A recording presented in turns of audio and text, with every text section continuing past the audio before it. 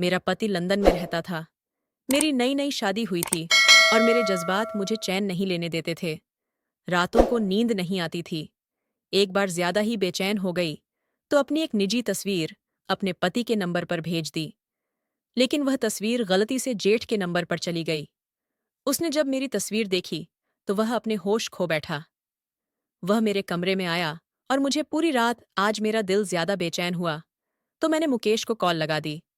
मैंने पूछा, कब तक आओगे मुकेश? क्योंकि उसे लंदन गए काफी समय हो चुका था। मुकेश कहने लगा, मुझे अभी छुट्टी नहीं मिल रही, कुछ महीने और लग जाएंगे। उसकी बात सुनकर मैं परेशान हो गई। मैंने कहा, आखिर तुम इंडिया आना क्यों नहीं चाहते? वह कहने लगा, अनुष्का, समझने की कोशिश करो। हमारे घर के हालात तभी अच्छे हो सकते हैं जब मैं मेहनत करूंगा। और अगर मैं इस तरह छुट्टियां लेकर आता रहा तो मेरी नौकरी चली जाएगी। कुछ दिन और सब्र करो, मैं जल्द ही लौट आऊंगा। अगर अपने खर्चे पर इंडिया वापस आ भी जाऊं तो इतना पैसा लग जाएगा कि हमारा सारा बजट बिगड़ जाएगा। जब कंपनी की तरफ से छुट्टियां मिलेगी तो फिर वही मुझे इंडिया भेजने का खर्चा भी उठाएंगे। अभी मुझे छुट्टियों के पैसे भी नहीं मिलेंगे। मुकेश मुझे अपनी परेशानी बता रहा था। मैं उदास हो गई, लेकिन फिर जिद करने लगी। कोई बात नहीं, आप अपना पैसा लगाकर और छुट्टियां लेकर आ जाओ। मुकेश कहने लगा, इतना पैसा आने में लगा दूंगा तो घर कैसे चलेगा? कुछ महीने इंतजार कर लो। मुकेश की बात सुनकर मैं चुप हो गई। शादी के 1.5 महीने बाद ही मुकेश लंदन चला गया था और अब हमारी शादी को 2 साल होने वाले थे और मैं उसका इंतजार करते करते पागल हो रही थी। नई नई शादी को एंजॉय करने के मेरे सारे सपने टूट कर रह गए थे। कितने सपने सजाए थे मैंने कि मैं अपने पति के साथ हर जगह घूमने जाऊंगी। हम प्यार भरी बातें करेंगे, एक दूसरे से प्यार का इजहार करेंगे। हर रात मुकेश की बाहों में गुजरेगी, लेकिन सारे सपने कांच की तरह टूट कर बिखर गए थे। मुकेश भी लंदन से अपनी बेताबी बेचैनियां बताता रहता था। हर बार यही बात करता कि अब मैं नहीं रह सकता, बस जल्द ही इंडिया आऊंगा। तभी मुझे भी उम्मीद होने लगती थी कि जल्द ही मुकेश वापस इंडिया लौट आएगा। मगर इंतजार करते करते 2 साल का समय गुजर गया था और मुकेश अभी तक वापस नहीं आया था। वह हर बार कोई नया बहाना बनाकर मुझे टाल देता था।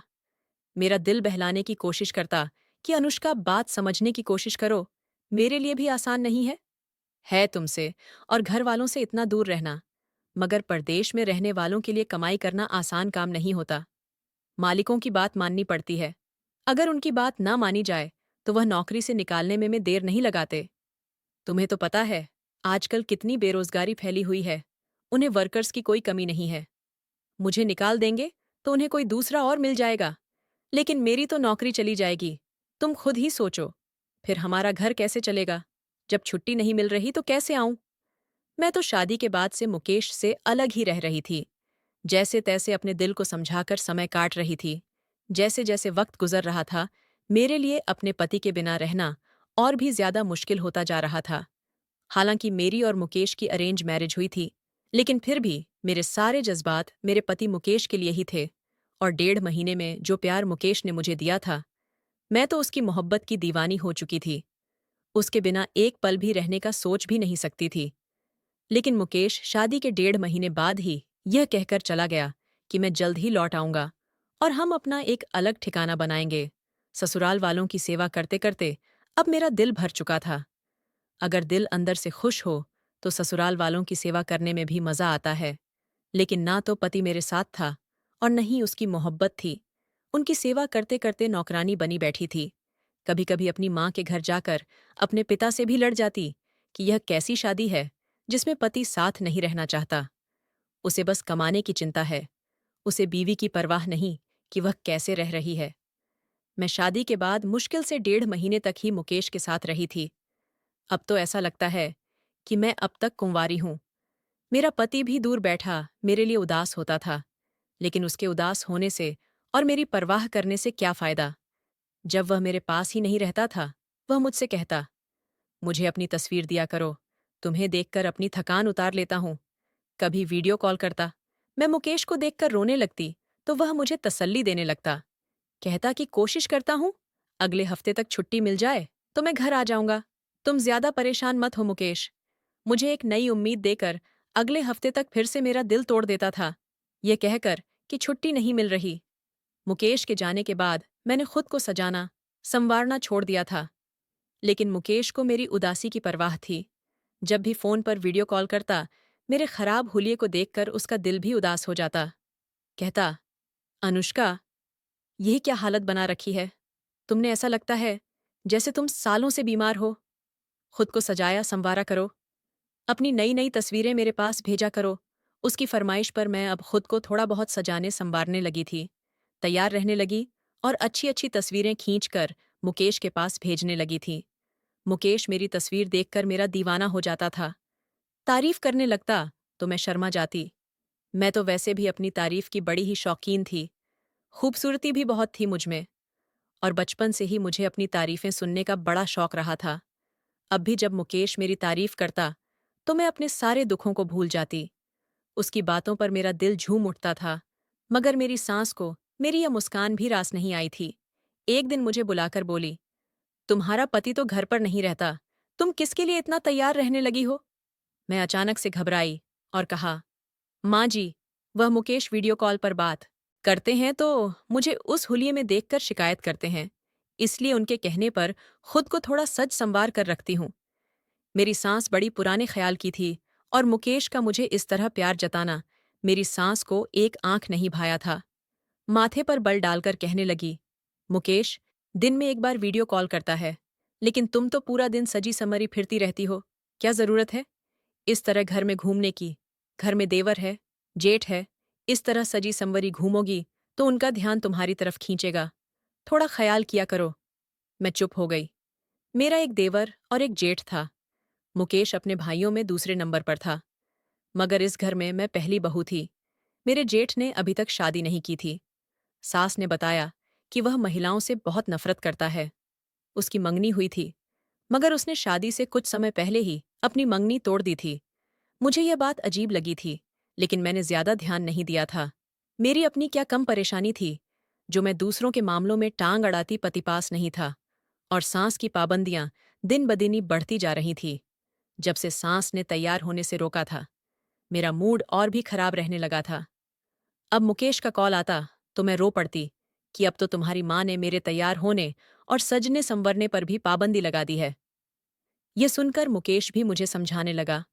बोला, कोई बात नहीं माँ, ठीक कहती है, तुम मेरी बीवी हो, मेरी मौजूदगी में तैयार रहो तो ज्यादा अच्छी बात है।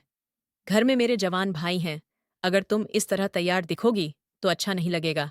तुम ऐसा करो, मैं रात को वीडियो कॉल करूंगा, रात को ही खुद को तैयार रखा करो और सुबह सादा हुलिये में घर में रहा करो। मुकेश की सोच पर भी मुझे दुख हुआ था। उसे भी मुझ पर विश्वास नहीं था। मैं हल्का फुल्का मेकअप भी करती तो मेरी सांस मुझे टोका करती थी। मैं बहुत खूबसूरत लड़की थी।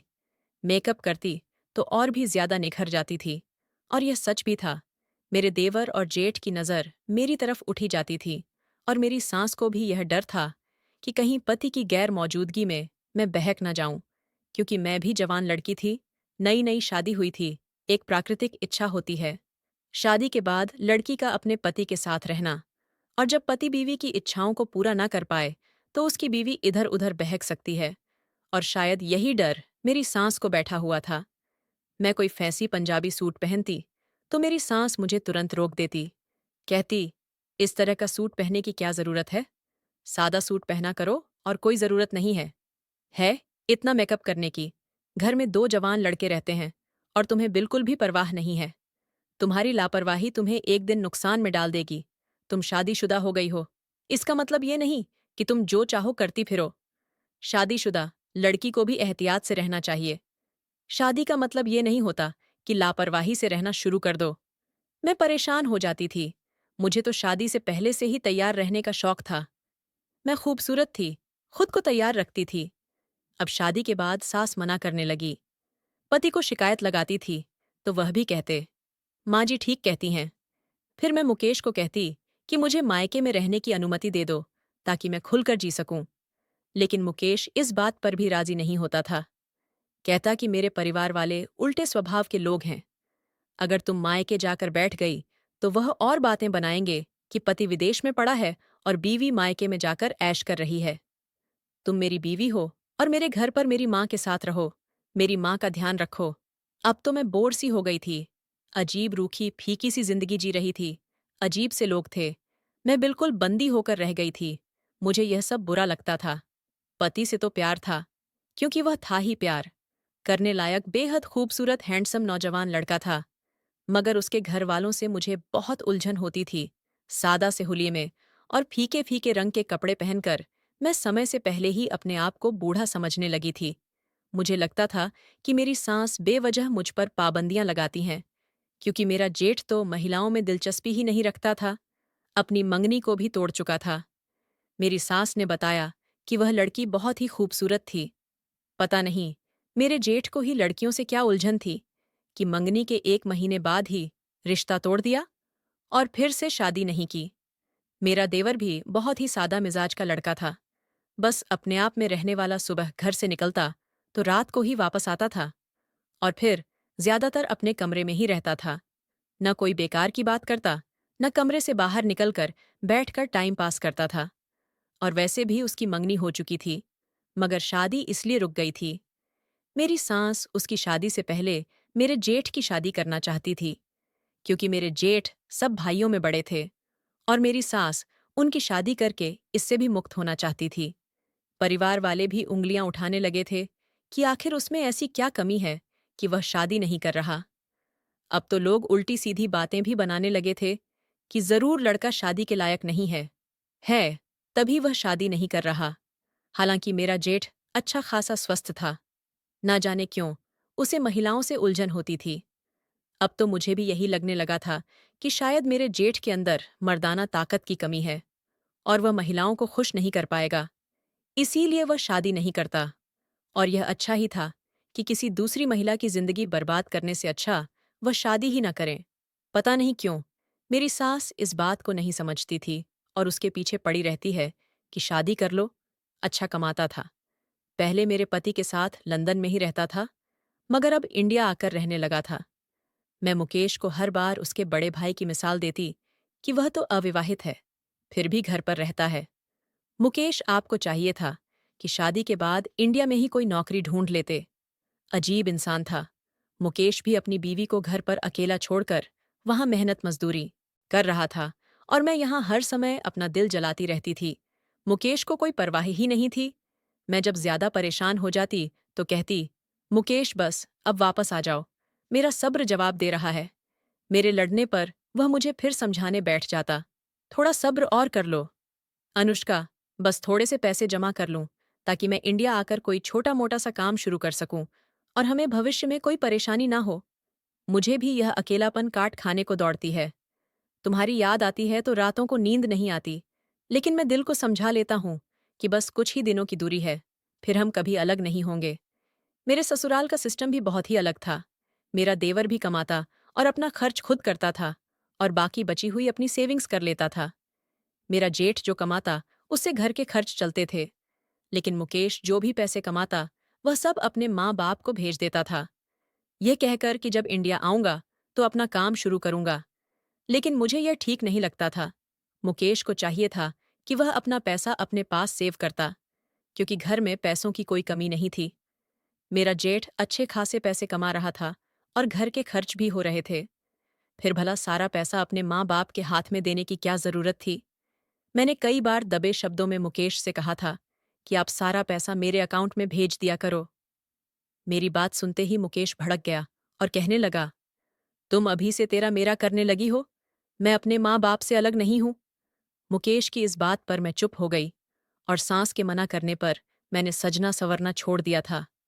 लेकिन मैं अपने जज्बातों का क्या करती। जब भी रात को सोने के लिए लेटती थी तो मुझे मुकेश की बहुत याद आती। मेरे जज्बात बहकने लगते तो मैं तकिया अपने सीने से दबा लेती। मुकेश की बाह में सोने के लिए तड़पने लगती। तंग आकर मैं बाथरूम में नहाने चली जाती और जब कपड़े उतारती तो अपना वजूद देखकर मैं और भी ज्यादा बहकने लगती थी। अब मुझे अजीब सी आदत होने लगी थी। मैं जब भी नहाने जाती तो अपनी तस्वीर बना लेती थी और उन्हें देखकर पता नहीं क्यों मैं खुश होती रहती थी। अब तो यह आदत मेरी इतनी ज्यादा हो चुकी थी कि मैं ज्यादातर वक्त अपने बाथरूम में ही गुजारने लगी थी और नहाने के बीच अलग अलग अपनी तस्वीर बनाती रहती थी। अब तो मेरा दिल मेरे बस से बाहर होता जा रहा था और फिर एक दिन जज्बातों में आकर मैंने एक ऐसा कदम उठा लिया जो एक शरीफ औरतें ऐसा बिल्कुल नहीं करती। मगर मैं अपने खूबसूरत बदन की तारीफें सुनना चाहती थी। मैं चाहती थी मेरा पति मेरे इस खूबसूरत से आकर की तारीफ करें। और इसीलिए यह काम करते हुए मुझे उस वक्त बिल्कुल भी समझ नहीं थी। लेकिन मुझे नहीं पता था कि यह कदम मेरी जिंदगी में क्या तूफान मचाकर रख देगा। मेरी सांस हर वक्त मेरे ऊपर नजर रखती थी। मैं ज्यादातर कमरे में बंद रहती या बाथरूम में ज्यादा वक्त तक गुजारती, तब भी मेरी सांस को खटकने लगा था। वह अक्सर मुझसे सवाल करने लगती और मुझे देखकर उनके चेहरे के रंग अलग हो जाते। एक दिन मेरा फोन खराब हो गया तो मैं एकदम से घबरा गई। फोन के बिना तो मेरा गुजारा ही नहीं था। अपनी तस्वीर बनाने का जो मुझे नया नया शौक था, वह शौक मुझ पर कुछ ज्यादा ही चढ़ गया था। मैं फोन के बिना एक दिन भी नहीं रह सकती थी। मेरा फोन खराब हो गया था और मुझे उसे दुकान पर ठीक करने के लिए देना पड़ा। मेरे फोन में कुछ ऐसी तस्वीरें थीं जिन्हें अगर कोई देख लेता तो मैं बदनाम हो जाती। मेरी सास के नंबर पर मुकेश का फोन आया तो मैंने उन्हें फोन खराब होने के बारे में बताया। मुकेश ने कहा, तुम फिक्र मत करो बड़े भैया, वैसे भी घर के सभी फोन अपने दोस्त की दुकान पर जाकर खुद ही ठीक कर लेते हैं। तुम भी सुरेश भैया को फोन दे दो, वह तुम्हारा फोन ठीक कर देंगे। मुझे थोड़ा सुकून हो गया था कि चलो, मेरा जेठ इस तरह का मर्द नहीं है कि वह मेरे फोन में झांके। सुबह के समय मैंने अपने जेठ को फोन दिया था और वह शाम को ही ठीक करवा कर ले आए। मैं जेठ के कमरे से फोन लेने गई तो सास ने मुझे जेठ के कमरे से निकलते हुए देख लिया और वह एकदम से घबरा गई। उन्होंने मुझे बुलाकर सवाल किया कि तुम सुरेश के कमरे में क्यों गई थी। मैंने उन्हें कहा, माँ जी, मेरा फोन खराब हो गया था और वहीं ठीक करवाने को दिया था, वही लेने गई थी। मगर पता नहीं मेरी सास को हर वक्त मुझ पर शक क्यों रहता था। मेरी सास मुझे समझाने लगी कि लड़कियां शादी के बाद पति के बिना भी गुजारा कर लेती हैं। घर को चलाने के लिए पति प्रदेश में जाकर पैसे कमाते हैं तो वह लड़कियां अपने ससुराल में रहकर ही अपने पति का इंतजार करती हैं और खुद को अपने पति के लिए बनाकर रखती हैं, अपनी इज्जत को संभाल कर रखती है। तुम भी अपना ख्याल रखा करो, मैं तुम्हारी माँ जैसी हूँ। इसीलिए तुम्हें समझाने की कोशिश कर रही हूँ कि औरत की इज्जत कांच की तरह होती है। अगर एक बार इसमें दरार आ जाए तो फिर वह दरार कभी भरती नहीं है। गैर मर्दों से हमेशा दूरी बनाकर रखनी चाहिए, क्योंकि गैर मर्द गैर ही होता है। तुम्हारा जेठ भी आखिर तुम्हारे लिए गैर मर्द है और जवान भी है। उससे ज्यादा फ्री मत हुआ करो और दूरी बनाकर रखा करो। मुझे अपनी सांस की यह बातें बहुत बुरी लगी थीं, लेकिन मैं चुप रही। मेरी सांस की अगली बात मुझे घबराहट में डाल गई थी। वह बोली, तुम बहुत अजीब हरकतें करने लगी हो। कभी तुम सज संवर कर कमरे से बाहर आ जाती हो, कभी तुम्हें कमरे में बंद होने की जल्दी हो। ने लगती है नहाने जाती हो तो घंटों बाथरूम में बंद रहती हो। मैं मुंह खोले अपनी सांस को देखने लगी। मेरी सांस इतनी छोटी छोटी सी बातें भी महसूस कर रही थी। मैं हैरान हुई थी कि आखिर मेरी सांस को मुझसे क्या तकलीफ थी। मेरी कोई भी बात मेरी सांस से बर्दाश्त नहीं होती थी। लेकिन सच तो ये था कि मेरी सांस ने दुनिया देखी थी। वह एक समझदार औरत थी। उन्हें मेरे अंदर बदलाव महसूस हो रहे थे, इसलिए वह मुझे समझती थी। उन्हें पता था कि मैं एक जवान लड़की हूं और कहीं मैं राह से भटक न जाऊं, क्योंकि मैं अपने पति के बिना रह रही थी। और शायद अब वह समझने लगी थी कि मुझसे पति के बिना रहा नहीं जाता। लेकिन मैंने अपनी सांस की बातों को नजरअंदाज करना शुरू कर दिया था। फिर एक दिन मुकेश ने मुझे बताया कि माँ अब हर समय जिद करने लगी है कि सारा काम छोड़ो और इंडिया वापस आ जाओ। पता नहीं माँ को क्या हो गया है। पहले तो खुद ही कहती थी कि इतना पैसा जमा कर लो कि अपना व्यवसाय शुरू कर सको, फिर इंडिया आकर सेटल हो जाना। लेकिन अब वह कहती है कि सारा काम धंधा छोड़कर इंडिया आ जाओ और यहीं कोई नौकरी ढूंढ लो। मुकेश की बात सुनकर मैं चुप हो गई थी और मुकेश की अगली बात पर तो मेरा मन हुआ कि अपना सिर पीट लूं। मेरी सास ने मुकेश से यह भी कहा था कि अनुष्का धीरे धीरे मरीज बनती जा रही है। पता नहीं वह कैसी उल्टी सीधी हरकतें करने लगी है। इससे पहले कि तुम कोई बड़ा नुकसान उठा लो, जल्दी से जल्दी इंडिया लौट आओ। मुकेश मुझसे सवाल करने लगा कि तुम सारा सारा दिन क्या करती रहती हो, कि माँ जी भी अब डरने लगी हैं। अब मैं मुकेश की बात का क्या जवाब देती। शर्मिंदगी से मैं जमीन में गड़ गई थी। मेरी सास शायद मेरा राज जान चुकी थी। मैंने रोते हुए मुकेश से कहा, तुम्हारी माँ मुझे कमरे से निकलने से रोकती है क्योंकि घर में जवान देवर और जेठ रहते हैं। अब मैं कमरे में बंद रहने लगी हूँ। फिर भी तुम्हारी माँ मुझ पर शक करने लगी है। मैं अकेले कमरे में पड़ी रहती हूँ। कुछ गलत नहीं कर रही हूँ। मुझे बता दो कि मैं क्या करूँ। न घर में सज संवर कर घूमूं, न मायके में रहूं, न कमरे में बंद रहूं। आखिर करूं तो क्या करूं।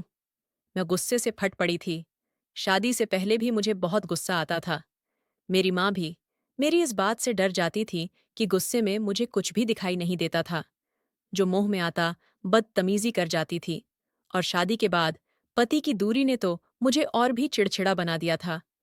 और फिर मेरी कुछ गलती भी थी, इसलिए मैं डर भी गई थी और चिल्लाकर अपने आप को सही साबित करने लगी थी। मेरे रोने चीखने चिल्लाने पर मुकेश कुछ घबराया और सफाई देने लगा। कहने लगा, मेरी माँ को गलतफहमी हो गई होगी। वो एक सीधी सादी औरत है, इसलिए छोटी छोटी बातों को महसूस करती हैं। उनकी बात पर ज्यादा ध्यान मत दो। मैं मुकेश से लड़ने लगी और कहने लगी, तुम जल्दी से इंडिया आ जाओ या फिर मुझे मेरे मायके भेजो। अब मेरा इस घर में दम घुटता है। मुकेश भी परेशान हो गया था। वह अपनी माँ को फोन करके कहने लगा कि अनुष्का, पर रोक टोक मत किया करो। वह पहले ही मेरे बिना परेशान रहती है, अकेलेपन का शिकार है। और फिर उस दिन के बाद से मेरी सास ने मुझे रोक टोक करना छोड़ दिया था। मगर उनकी नजरें अब भी हर वक्त मेरे आसपास घूमती रहती थीं। मुझे सांस के बदलाव पर हैरानी हुई थी। 2 सालों में मैं अपनी सांस को इतना तो मैं समझ गई थी कि वह किसी के पर्सनल मामलों में नहीं घुसती थी। मैं भी जब से ब्याह कर इस घर में आई थी, मेरी सास ने हमेशा मुझसे प्यार भरे अंदाज में ही बात की थी। लेकिन अब मेरी सास का मुझ पर हर वक्त बातें बनाना और मुझ पर शक करना मुझे परेशान कर रहा था। मेरी सास सोने से पहले 1 गिलास दूध पीती थी। वही देने मैं अपनी सास के कमरे में गई, लेकिन दरवाजे पर ही मैं रुक गई थी, क्योंकि अंदर जो बातें हो रही थीं, उन बातों में मेरा नाम भी शामिल था। अपना नाम सुनकर ही मैं दरवाजे पर रुक गई थी। मेरा जेठ और सास कमरे को बंद करके बातें कर रहे थे, और जो बातें वह कर रहे थे, वह सुनकर मेरे होश उड़ गए थे। दिल चाहा जेठ की गर्दन पकड़ लूं। वह इतना गिरा हुआ इंसान था, लेकिन मैं बेकार का झगड़ा मोल लेना नहीं चाहती थी। अपने कमरे में आकर सिर पकड़कर बैठ गई। मैं उन बातों को सोच सोच कर पागल हो रही थी। मैं तो अपने जेठ को बहुत ही सीधा साधा इंसान समझती थी, लेकिन मैं नहीं जानती थी कि वह इस तरह का आदमी था। शर्मिंदगी से मेरी हालत खराब होने लगी। मुझे अपने पति को बताते हुए भी शर्म आ रही थी। उस रात पूरी टेंशन में निकल गई थी, और इस टेंशन में मैं अपना मोबाइल खोलकर बैठ गई और अपनी तस्वीर देखने लगी। दिल में ऐसे ही एक शरारत हुई कि एक ऐसी ही निजी तस्वीर मुकेश को भेज देती हूँ। और अगले ही पल मैंने एक बहुत ही खूबसूरत निजी तस्वीर मुकेश के नंबर पर भेज दी। लेकिन अगले ही पल मेरी सांस सीने में ही रुक गई थी, क्योंकि गलती से मैंने अपनी तस्वीर अपने जेठ के नंबर पर भेज दी थी। मैंने वक्त देखा तो रात के 1 बज रहे थे। मैंने सोचा, इस वक्त तो मेरा जेठ सो रहा होगा, लेकिन मैं सुबह का इंतजार नहीं कर सकती थी। अगर मेरा जेठ जाग जाता तो मेरी तस्वीर देख लेता, और फिर मैं उससे आंखें मिलाने के काबिल नहीं रहती। मेरी तस्वीर ऐसी नहीं थी कि कोई और मर्द उसे देखे। मैं कोई बहाना भी नहीं बना सकती थी। मुझे कुछ समझ नहीं आ रहा था कि क्या करूं। परेशान होकर मैं अपने कमरे में टहलने लगी। सोच सोच कर पागल हो रही थी कि अब क्या करूं। रात के वक्त अपने जेठ के कमरे में जाती तो मेरा तमाशा बन जाता।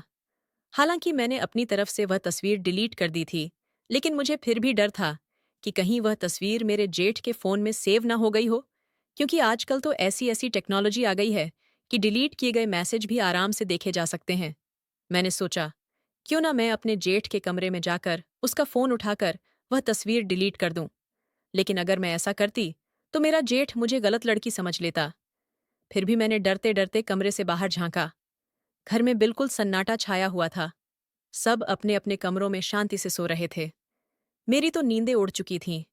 जब तक मैं अपने जेठ के फ़ोन से अपनी तस्वीर डिलीट नहीं कर लेती, मुझे चैन नहीं आता। मैं अपने कमरे से बाहर आई और धीरे धीरे अपने जेठ के कमरे की तरफ चल पड़ी। मेरा दिल बुरी तरह धड़क रहा था।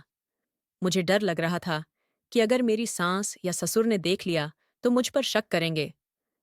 मैं धीरे धीरे दबे पांव जेठ के कमरे में पहुंची तो वहां भी अंधेरा छाया हुआ था।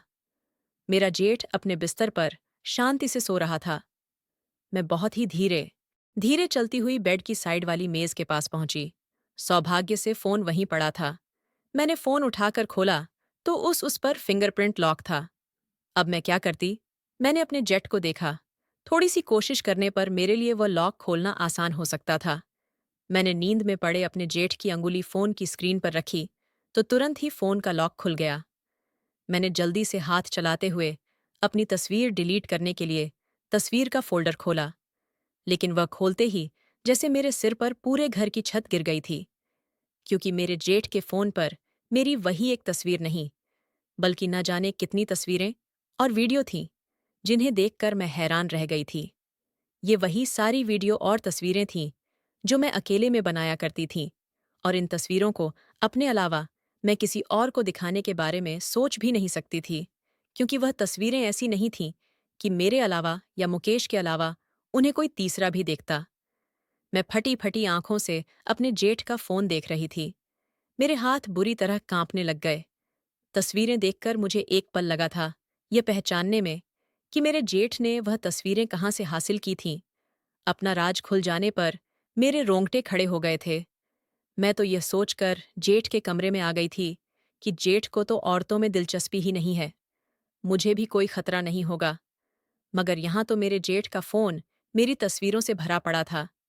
मेरे जेठ की जो हकीकत मेरे सामने खुलकर आई थी, मुझे बहुत बड़ा झटका लगा था। उस दिन मेरी सास के कमरे में बैठकर मेरी सास के कान भर रहा था कि आपकी बहू कमरे में बंद होकर गलत काम करती है, उसका चाल चलन ठीक नहीं है, न जाने ये लड़की किन चक्रों में पड़ी है। माँ, आपने गलत लड़की को चुन लिया है। आपने लड़की की खूबसूरती के साथ साथ उसके किरदार की भी अच्छे से जांच पड़ताल करनी चाहिए थी। उस वक्त मैं अपने जेठ के यह शब्द सुनकर हैरान रह गई थी। मुझे गुस्सा भी बहुत आया था। मैं समझ नहीं पा रही थी कि मेरा जेठ मेरे बारे में ऐसी बातें क्यों कर रहा था, क्योंकि उस वक्त मुझे नहीं पता था कि मेरा जेठ मेरे बंद कमरे और बाथरूम की सारी हकीकत जान चुका था। लेकिन अब उसके फोन में अपनी तस्वीरें देखकर मैं सब जान चुकी थी कि वह मेरे बारे में सब कुछ जानता है। मैं अब डर से कांपने लगी थी। अभी मैं वह सारी तस्वीरें डिलीट करना ही चाह रही थी कि तभी जेठ नींद से जाग गया। मुझे अपने कमरे में देखकर हैरान हो गया। मेरे हाथ में अपना फोन देखा तो झपट कर उसने फोन मेरे हाथ से ले लिया। गुस्से से बोला, मेरे कमरे में इस वक्त तुम क्या कर रही हो? मुझे जेठ पर बहुत गुस्सा आया। मैंने कहा, मेरी तस्वीर क्यों बनाई? मैं इस घर की बहू हूं। तुम कैसे बेगैरत मर्द हो? अपनी भाभी की ऐसी तस्वीर फोन में रखी हुई है? मेरा सेठ मजाकिया अंदाज में हंसा। फिर कहने लगा, मैंने कोई तस्वीर नहीं बनाई। तुम अपने कमरे में होती हो, कैसे मैं तुम्हारी तस्वीर बना सकता हूं? ये तस्वीरें तो तुमने खुद बनाई हैं, बल्कि तुमने ही मुझे दी है। मुझे अपने जेठ के झूठ पर गुस्सा आया था। मैं भला उसे अपनी ऐसी तस्वीर क्यों भेजूंगी? मैंने कहा, देखो अच्छा, जैसे भी हुआ, जो भी हुआ, अब ऐसा करो, ये सारी तस्वीरें अपने फोन से डिलीट कर दो, वरना मैं सबको बता दूंगी। लेकिन मेरे जेठ ने बड़े ही लापरवाह अंदाज में टेबल पर रखे गिलास में पानी डाला और पीने लगा। मुझे उसके इस अंदाज पर गुस्सा आया था। मैंने कहा, तुम्हें सुनाई नहीं देता? अभी के अभी मेरे सामने सारी तस्वीरें डिलीट करो। लेकिन मेरे जेठ ने जो कहा, मैं हैरान रह गई थी। कहने लगा, मैं यह तस्वीरें डिलीट नहीं करूंगा। फिर उसने मुझे एक ऐसी बात बताई कि मैं नजर चुरा गई थी। बोला, तुम भी जानती हो कि यह तस्वीर मैंने कहाँ से ली है, और मैं तुम्हारे पति को यह सब कुछ बता दूंगा। उसे बताऊंगा कि तुम एक गलत औरत हो, तुम हमारे घर में रहने के लायक नहीं हो।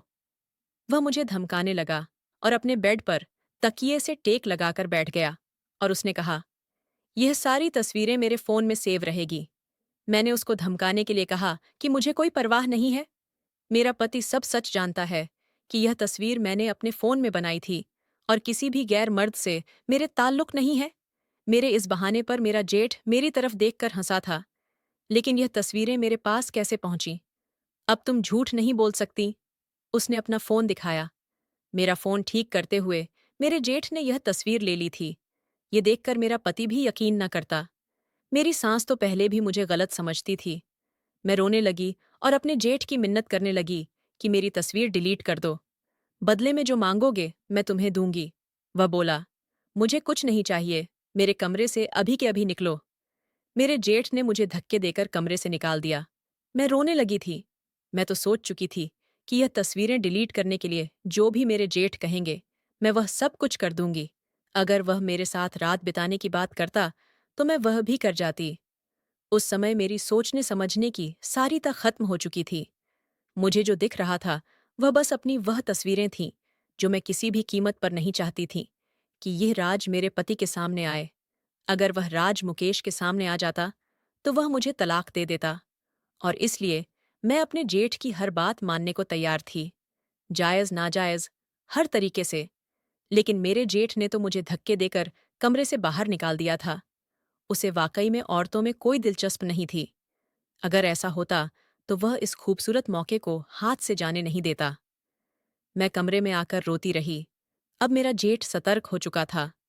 मुझे तस्वीरें फिर से डिलीट करने का मौका नहीं मिला, जबकि मैंने कई बार कोशिश की कि उसका फ़ोन लेकर मैं तस्वीरें डिलीट कर दूं, लेकिन मेरा जेठ मुझे यह मौका देता ही नहीं था। मैं हर वक्त अपने जेठ के आगे पीछे घूमने लगी, उसकी मिन्नतें करती कि मेरी तस्वीरें डिलीट कर दो, लेकिन हर बार वह मुझे मना कर देता और गुस्से से मुझे अपने कमरे से बाहर निकाल दिया करता। मुकेश का कॉल आता है तो मैं सही से बात नहीं कर पाती। वह मुझसे बार बार पूछता कि आखिर तुम्हें हुआ क्या है। मैं उसे क्या जवाब देती। एक दिन मैंने सोचा, मुझे मुकेश को सब सच बता देना चाहिए। ऐसे में कब तक मैं डर डर कर जीती रहूंगी। सच्चाई तो उनके सामने आनी ही थी, आज नहीं तो कल। अगर मैंने नहीं बताया, तो मेरा जेठ मुकेश को सब कुछ बता देगा। इससे पहले मुझे अपने तरीके से यह सच्चाई मुकेश को ही बता देनी चाहिए। मैंने डरते हुए मुकेश से कहा, मुकेश, मैंने अपने फ़ोन में अपनी कुछ तस्वीरें ली थीं। मेरी इस बात पर वह हंसा था और कहने लगा, तो क्या हुआ? तुम्हारा फ़ोन है, और फ़ोन से फ़ोटो खींचना कोई गलत बात नहीं है। मैंने डरते हुए कहा, लेकिन मुकेश, वह तस्वीरें कुछ अलग हैं। मेरा मतलब है, मुझे ऐसी तस्वीरें नहीं लेनी चाहिए थी। वह तस्वीरें मैंने बाथरूम में नहाते हुए बनाई थीं। ये बात सुनकर वह भड़क उठा और कहने लगा, अभी के अभी वह सारी तस्वीरें डिलीट करो। अच्छे घरों की महिलाओं के यह काम नहीं होते। फ़ोन तो कभी भी चोरी हो सकता है। तुमने इस तरीके की तस्वीर अपने फ़ोन में क्यों बनाई है? अगर गलती से किसी के हाथ में लग गई, तो तुम्हारी सारी तस्वीरें वायरल हो जाएंगी। हम किसी को मुंह दिखाने के लायक नहीं रहेंगे। मुकेश मुझे डांट रहा था, लेकिन अभी तो मैंने मुकेश को सिर्फ अधूरा सच ही बताया था, पूरा सच नहीं बताया था। अगर मैं यह तस्वीरें बनाने की वजह मुकेश को बताती, तो वह अभी के अभी मुझे तलाक देकर घर से निकाल देता। अब मैं खुद को कोसने लगी। काश मुझे यह गलत लत न लगी होती, तो आज मैं इस मुश्किल का शिकार नहीं होती। इधर अपने जेठ को मनाती रहती, एक बार वह मेरी तस्वीर डिलीट कर दे, आगे से मैं ऐसा काम कभी नहीं करूंगी। मैं तो बहक चुकी थी, लेकिन तब जेठ ने मुझसे ऐसी बात कही कि मैं मुंह खोले अपने जेठ को देखती रह गई। अपने जेठ का मकसद जानकर मैं कांप उठी थी। बार बार अपने जेठ के आगे पीछे घूमना, छुप छुप कर उसके कमरे में आना जाना, मेरी सांस की नज़र में भी आ गया था। मेरी सांस के भी होश उड़ गए थे। वह बोली, बहू, इन चक्कर में क्यों रहने लगी हो? हमारे घर के ऐसे रिवाज नहीं है। तुम्हारा जेठ कुंवारा आदमी है, उसके कमरे में बार बार क्यों जाती हो? सास की बात सुनकर मैं बौखला गई थी। मेरे पास कोई बहाना नहीं था, क्योंकि मेरी सास ने कभी भी मुझे जेठ की जिम्मेदारी नहीं दी थी। मेरी सास अपने बेटों की जिम्मेदारियां खुद पूरी करती थीं। मैंने उनसे बहाना बनाया कि मैं अपना फ़ोन ठीक करवाने जाती हूँ, बार बार खराब हो जाता है। लेकिन मेरी सास का शक दूर नहीं हुआ था। सिर झटक कर बड़बड़ा नहीं लगी और बोली, मुकेश को जल्दी ही वापस बुलाती हूँ। तुम्हारा चाल चलन अब ठीक नहीं लग रहा। तुम मेरे घर का माहौल खराब कर रही हो। मैंने शर्मिंदगी से नजरें झुका ली थीं। अब सास को क्या बताती कि मैं क्या कर चुकी थी। मेरा तो जीना हराम हो चुका था। 1 महीना गुजर गया था। अब मेरा जेठ मुझे कमरे में बुलाता और जी भर के मुझे ब्लैकमेल करता था। हर बार मैं उसके कमरे में जाती और रोते हुए निकलती थी। पूरा महीना इसी परेशानी में गुजर गया था। मुझे जब भी मौका मिलता, मैं अपने जेठ से मिन्नतें करती कि अब तो मुझ पर रहम करो। मुझ पर जुल्म करते करते 1 महीना पूरा हो चुका है। मैं घुट कर रोती रहती हूँ। तुम्हें मुझ पर तरस क्यों नहीं आता? मेरा जेठ नर्म नहीं पड़ा था। अब सास भी मुझ पर शक करने लगी थी, और 1 महीने बाद ही मुकेश वापस इंडिया लौट आया। मैं अपने पति को देखकर एकदम पत्थर की बन गई थी। खुश होने के बजाय मेरा दिल जोर जोर से धड़कने लगा था। मेरा पति हंसते हंसते मेरे पास आया तो मैं डर से सफेद पड़ गई। मैं अब वैसी नहीं रही थी जैसी वह छोड़कर गया था। मेरी सच्चाई जानकर मेरा पति मुझे तलाक दे देता, और यही सोचकर मेरा दिल जोरों से धड़क रहा था। मैंने मुश्किल से अपने आप पर काबू पाया और मुस्कान सजाई थी। मेरा दिल रो रहा था। काश मैं पहले की तरह पाक और बेदाग रहती तो अपने पति के आने पर मैं भी खुश हो जाती। मेरा पति मेरे लिए ढेरों सामान लेकर आया था। वह बोला, मेरे लिए भी इतना वक्त तुमसे दूर रहना बहुत मुश्किल था, मगर मैं तुम्हारे और अपने भविष्य के लिए मेहनत कर रहा था ताकि हमें कभी तंगी ना हो। वह मेरा शुक्रिया अदा कर रहा था कि मैंने उसका इंतजार किया। मैं मुकेश की बात पर शर्मिंदगी से रोने लगी। मैं थक चुकी थी, खुद पर पाप का बोझ लिए बैठी थी, जो मुझे मेरी ही नजरों में गिरा गया था। मेरे रोने पर मुकेश परेशान हो गया। मुझसे पूछने लगा, क्या हुआ? अब तो मैं आ गया हूं, अब क्यों रो रही हो? मैंने झूठ बोल दिया। मैंने कहा, ये तो खुशी के आंसू हैं। पति के आने के बाद भी मैं अपने जेठ से अकेले में यही कहा करती थी, मुझ पर रहम करो, मुझे बर्बाद मत करो। मैं एक आम सी लड़की थी, गलती से ये पाप कर बैठी, मगर अब पछता रही हूं मेरा। जेठ बोला, मैं तुम्हारी सच्चाई मुकेश को जरूर बताऊंगा। ठीक है, अगर वह इतने बड़े दिल का मालिक हुआ और सब कुछ सच्चाई जानकर वह तुम्हें माफ कर देगा, तो फिर मैं तुम्हारे रास्ते से हट जाऊंगा। कभी भी तुम्हारी राह में रुकावट नहीं बनूंगा। मैं एक गैरतमंद आदमी हूं, और मेरा ज़मीर इस बात की इजाज़त नहीं देता कि मैं एक ऐसी औरत को अपने घर में सहन करूं, जो गैर मर्दों के अलावा मेरे भाई के सामने भी अपना आप को पेश करती रही हो। लेकिन हो सकता है मेरे भाई का दिल इतना बड़ा हो और वह तुम्हें माफ कर दे। अगर मैं उसकी जगह होता तो तुम्हें कभी भी माफ नहीं करता। जेठ के मुंह से ये सुनकर मैं लड़खड़ा गई थी। पहले दिन जब मैं जेठ के कमरे में गई थी, उसी दिन से वह मुझे ब्लैकमेल कर रहा था और हैरान भी कर रहा था। जब मैंने उसे वीडियो और तस्वीरें डिलीट करने के लिए कहा था, जेठ ने तभी कहा था, अब मुझे मुकेश का इंतजार है। मैं उसे तुम्हारा यह कारनामा जरूर दिखाऊंगा। अगर मैं खुद फोन ठीक ना करता तो मुझ पर कभी भी यह राज ना खुलता कि तुम छुप छुप कर मेरे भाई की इज़्ज़त नीलाम करती हो। मैं अपनी इस गलती पर सर पकड़कर रोती थी। अपनी फोटो डिलीट करवाने के लिए मैंने अपने जेठ के सामने अपने आप को पेश कर दिया था, और मेरा जेठ मेरे इस ऑफर पर हक्का बक्का रह गया था। बोला, तुम तो वाकई बहुत ही गिरी हुई हो। मैंने सोचा था कि तुम सिर्फ तस्वीरों तक ही रहती हो, लेकिन तुम तो अपना जिस्म भी मुझे सौंपने पर राजी हो गई। अगर तुम मेरे साथ यह काम करने को तैयार हो, तो तुम किसी दूसरे मर्द के साथ भी यह काम कर सकती हो। तुमने तो अपनी सारी हदें पार कर दी। तुम एक धोखेबाज और बदकिरदार लड़की हो, जो अपने पति की गैर मौजूदगी में गैर मर्दों से खुशी हासिल करना चाहती हो।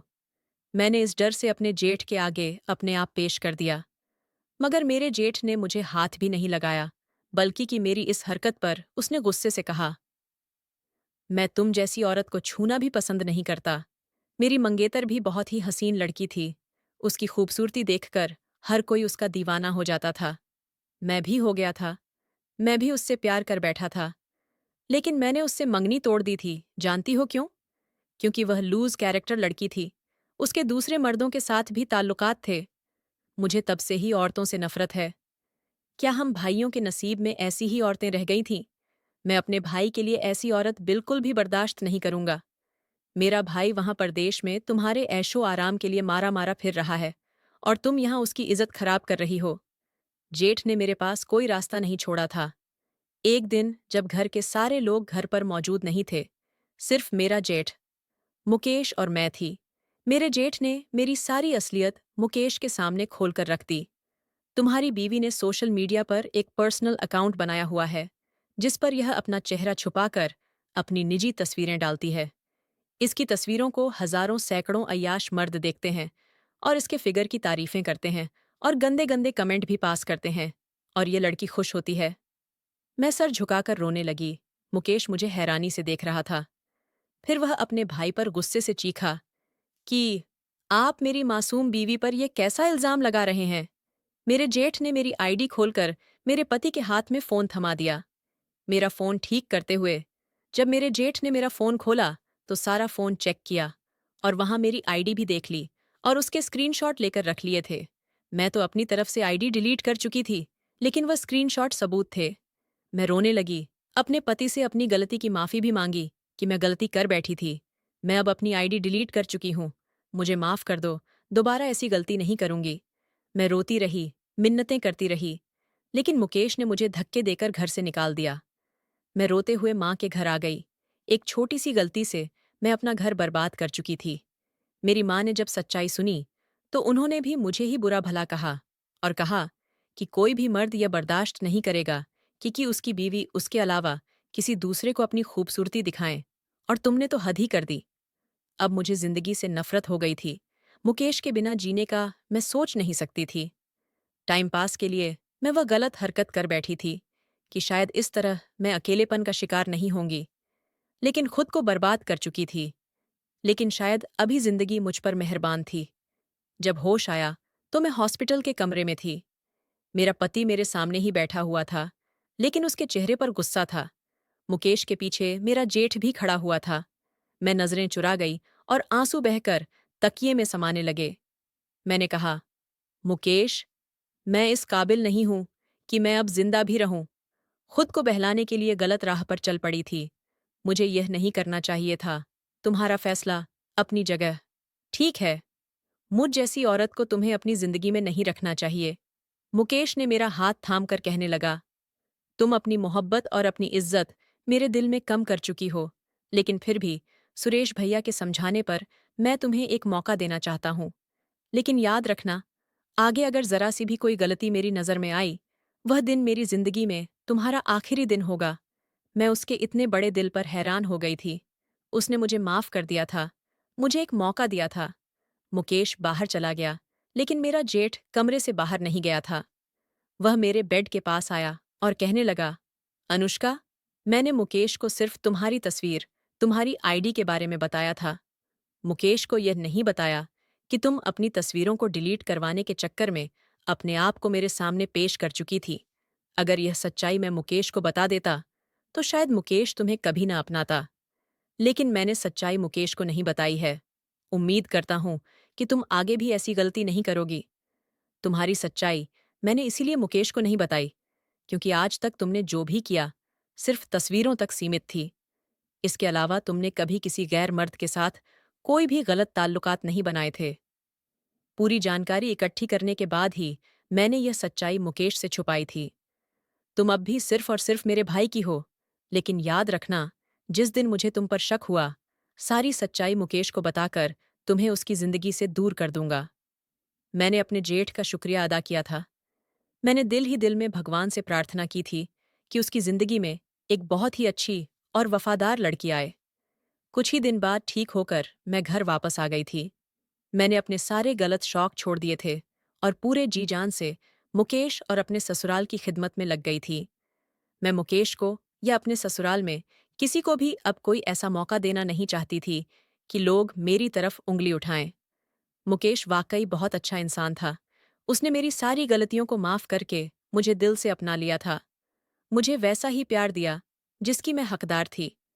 कभी कभी तो मुझे खुद पर ही शर्म महसूस होती है कि मैंने अपने पति की मजबूरी को नहीं समझा और अपनी तन्हाई को दूर करने के लिए गलत शौक पाल लिए थे। आखिर मैं इतना ही कहना चाहूंगी कि लड़कियों की इज्जत कांच की तरह नाजुक होती है। इसे संभाल कर रखें। आपकी एक छोटी सी गलती भी आपकी इज्जत को तार तार कर सकती है। हर किसी की किस्मत में मुकेश जैसा सच्चा प्यार करने वाला साथी नहीं होता। दोस्तों, आपको यह कहानी कैसी लगी? कमेंट करके ज़रूर बताएं, और कहानी पसंद आई हो तो इसे लाइक करें और अपने दोस्तों के साथ शेयर भी करें। ऐसी ही नई दिलचस्प कहानियों के लिए हमारे चैनल को सब्सक्राइब करें। और हाँ, बेल आइकन दबाना ना भूलें ताकि आप हमारी कोई भी कहानी मिस ना करें। हम फिर मिलेंगे एक नई कहानी के साथ। धन्यवाद।